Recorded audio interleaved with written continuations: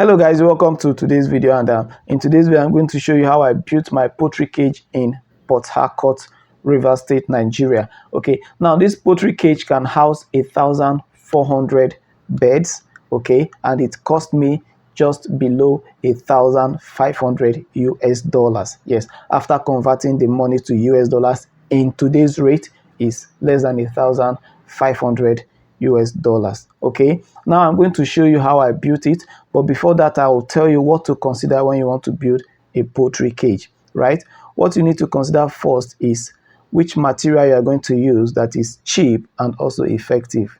Yeah, cheap in the terms of cost, then effective in the terms of durability and purpose. Okay, it should be able to stand the purpose you want to use it for. Okay, and it should also stand it should also be durable. It should also last. Okay, now in my poultry cage I used wood all through. Okay, I'm going to show you how I built it shortly. So I used roof and galvanized roofing sheet. Those are the major materials I used for my poultry cage. So the things to consider is: one, the cost of materials. Then two, your cage should be built in such a way that it should be well ventilated. Okay, now there are people that have money to build a very big farm and installing the ventilators and other things like that, the chillers. But in case you don't have the budget for that and you want to start small, just the way I started small, you can build this kind of cage that I built, and it is very, very effective. It is efficient because it is well ventilated.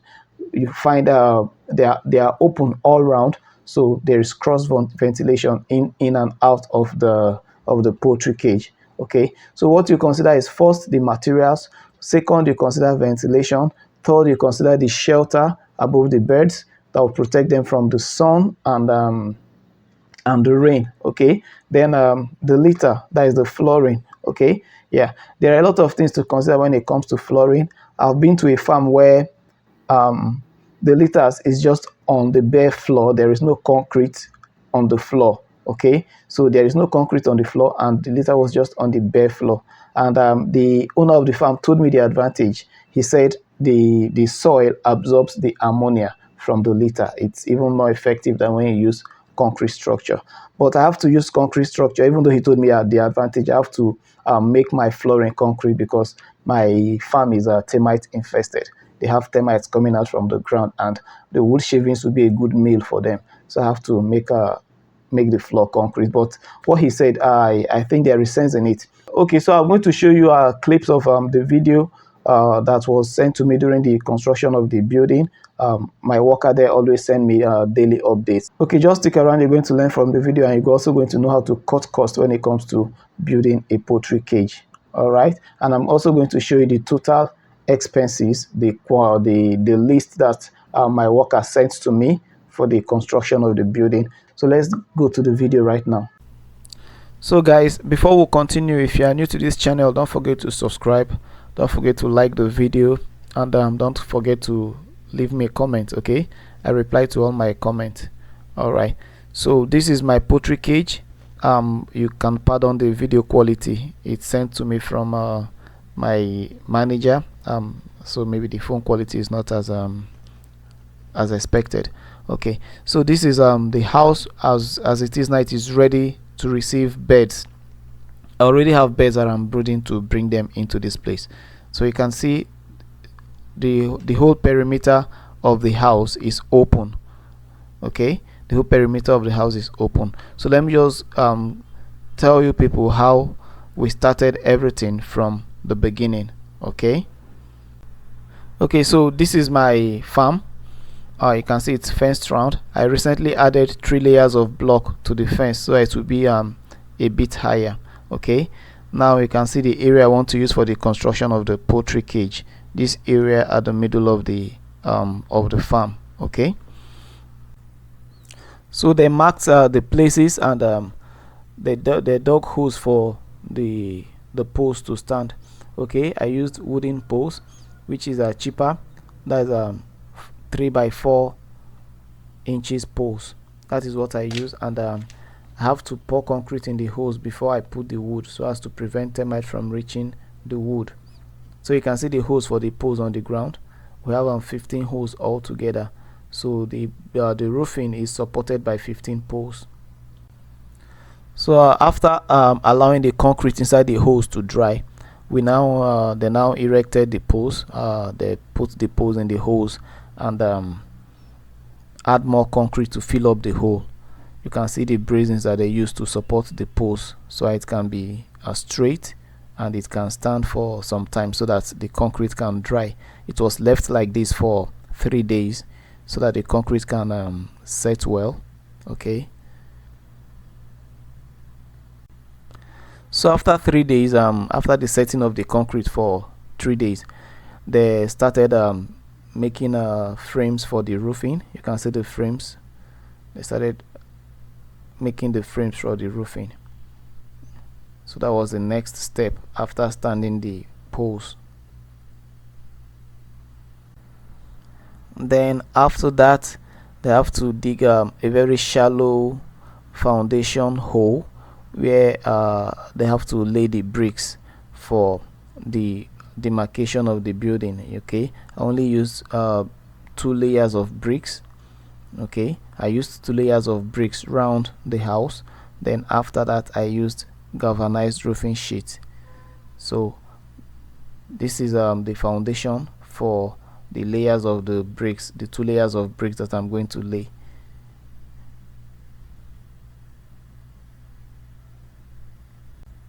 Okay, so you can see the 2 layers of bricks. I used 5 inches solid bricks.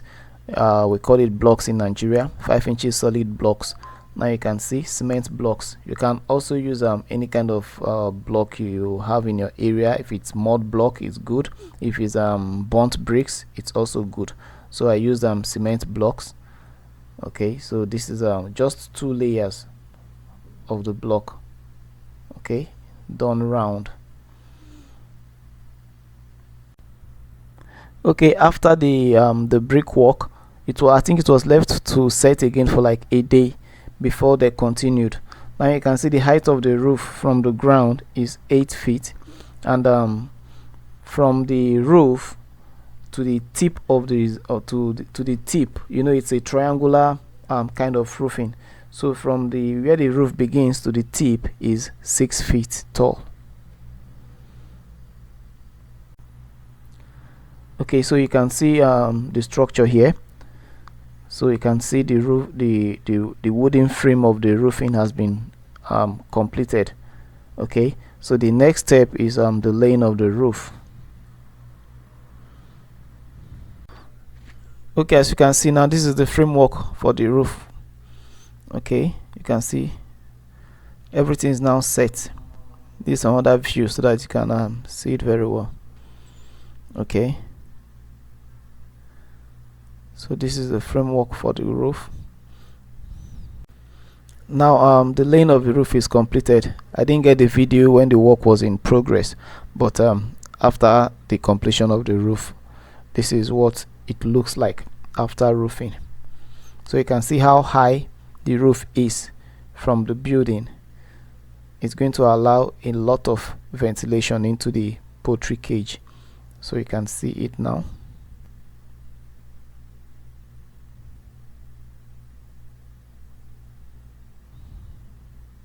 So after the roofing, they have to use roofing sheet on top of the brickwork that they did around the perimeter. So you can see the roofing sheet. It's a galvanized roofing sheet, the same kind of material they used to make the top roofing.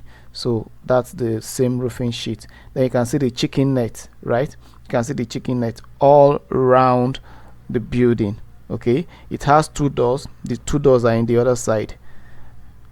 So you can see how the place is. The ventilation is perfect. Air is moving in from all areas, so the issue of heat stress is going to be highly reduced in this place. Okay, so if you are building a poultry cage, these are things you need to consider. You can see now, okay, these are the doors here. So for heat stress, I don't think I'll have problem with that because the ventilation is perfect.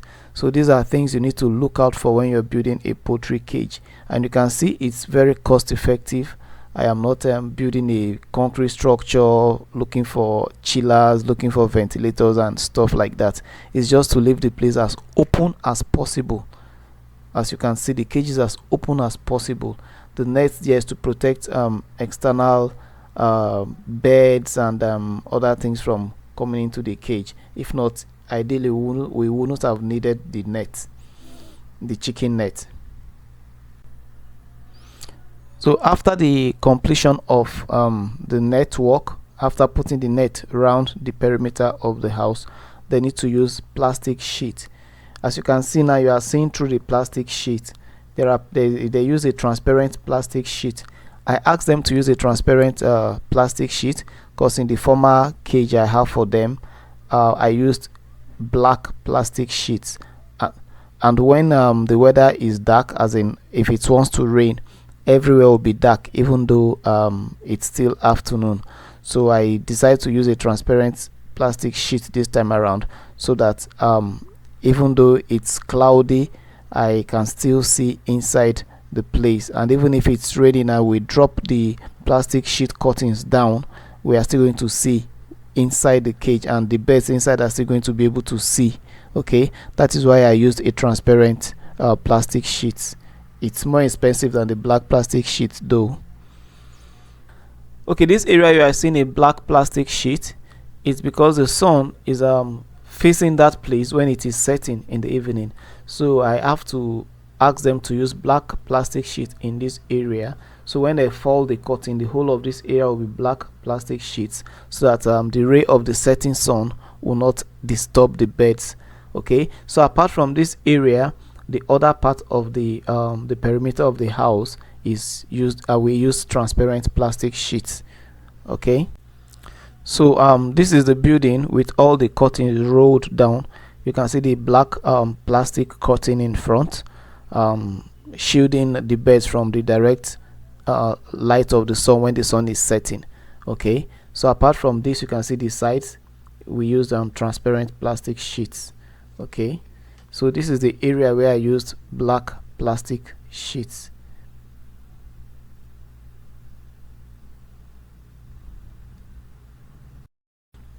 So after that, I have to cover the bricks with cement. You can see the interior of the cage now. You can see the bricks there is not showing. I have to plaster it with mortar so that the birds cannot eat the bricks off, because the birds, they usually like eating the bricks. So that is why I have to plaster that place with mortar so that they will not be able to eat it.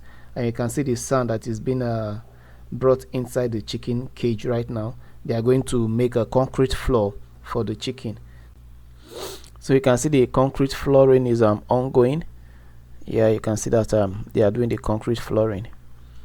Okay, so guys, you can see how beautiful the cage is. You can see how beautiful this chicken house is. You can see the space, you can see the ventilation, you can see the pillars. Okay, it's not occupying much space, and the place is very big, very aerated. This is one of the best chicken house you can ever build for your birds. Okay, and it's very cheap. I'm going to show you the sum total of the money I sent to my manager when I asked him to send me the expenses record. He sent it to me, so I'm going to show you very soon. So guys, this is the complete chicken cage. You can see everything complete. The concrete floor has been made. You can see the perimeters open. You can see how spacious it is. Okay guys, you can see the summary of the expenses. This summary is made according to the money he received at different days, not according to the materials that he bought. So you can see the different days I sent money to him for the work, and you can see the sum total is 2.16, about 2.16 million naira. And if you convert it to dollars, which I have done, I think it's about is 1,394 US dollars. 1,394 US dollars, still lower than 1,400 US dollars. Okay guys, you can see this is the completed poultry cage, and inside we already have sawdust. I'm actually preparing to move some birds inside here. I have some birds that I'm brooding right now, and they're about a week and 3 days. So when they get to 2 weeks, 2 to 3 weeks, I'll bring them inside here and brood another 700. Okay, so now I'm using my previous cages as a brooder because it's much smaller, and it can retain heat. You can see this place is very open, so you cannot actually use it for brooding. Okay, so guys, if you are new to this channel, this is Oche from Global Farms. I'm a profitable broiler farmer in Port Harcourt, Nigeria, and I work here in the Middle East. Okay, I have tried to run my farm successfully from here remotely, and I've been teaching a lot of people how to do that on this channel. So just do well to subscribe to this channel, leave a like, leave a comment. I respond to all my comments. And also, I told you guys I'm compiling a course. Okay, the course will be out soon. Get ready for that course. It's going to show you everything you need to know about broiler farming, and most of the experience I have from running my farm remotely is going to be exposed to you guys in that course. Okay, so I thank you guys for watching. This is Oche from Global Farms. Peace. I'm out.